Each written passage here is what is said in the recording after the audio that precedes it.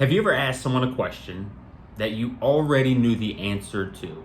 You asked them for whatever reason. You were asking them for their input, for confirmation, for validation, maybe checking their honesty barometer, like Pilate was doing to the crowd when he presented Barabbas and Jesus as these prisoners, which one he was going to release. He was leaving it up to the crowd, as was customary with their tradition during this time. But Scripture says that Pilate already knew what the crowd was going to choose, who the crowd was going to pick to release. And remember, Barabbas was this infamous and pretty ruthless, notorious prisoner. So this wasn't some guy who was just shoplifting, if you will. And yet Pilate knew. He didn't even have to bring these two out, but he did so just maybe to humor himself, or to just say, look how righteous you all are. Look how corrupt you religious people are. And this is still very much in existence today. Those who think they know better, this self-righteousness, this arrogance about what it is that we claim to believe. I mean, there's a reason there are thousands of different denominations of just Christianity alone. I mean, we all have unique perspectives, which is a good thing. But the fact that we have splintered Christianity in so many different ways, I can't imagine that's a good thing. That we've really lost sight of what's the most important thing. Anyway, Pilate knew that this was an envious group. So my reminder today is, don't fall into this category of being an envious people. This group of people was the faith family. That's not a good look. It's not a good look for anyone, but specifically those of the faith family, specifically those who were leaders.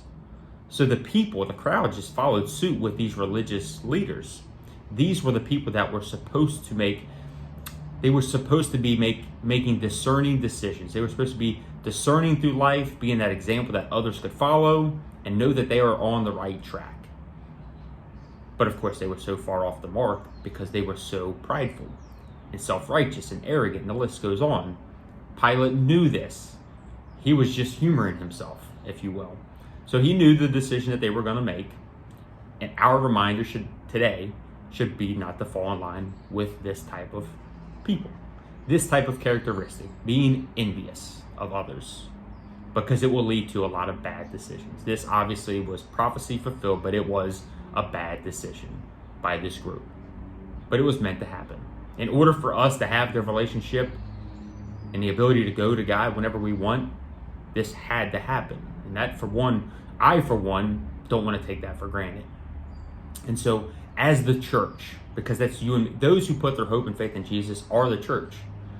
To most of this world, when they refer to the church, they're referring to a building. But that just so happens to be where the church meets. You know, you and I can have church. I can have church as I go about my day. We are the body. The church is the body of believers. So remember that as you go about your day, that you are called to be a reflection of the head, of Jesus. He is our guiding light.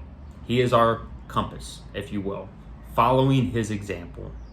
We won't always get it right. We won't be even close to, on our best day, getting it right, being perfect. But we are called to follow the one who was the best that we possibly can, following his example in everything that we do.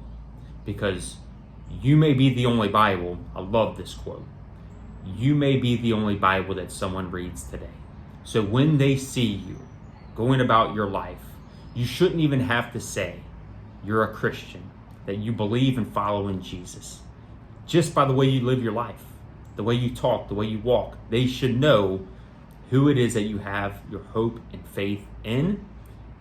And that should be attractive. That should not repel them, push them away from the faith. It should attract them to it and pique their curiosity.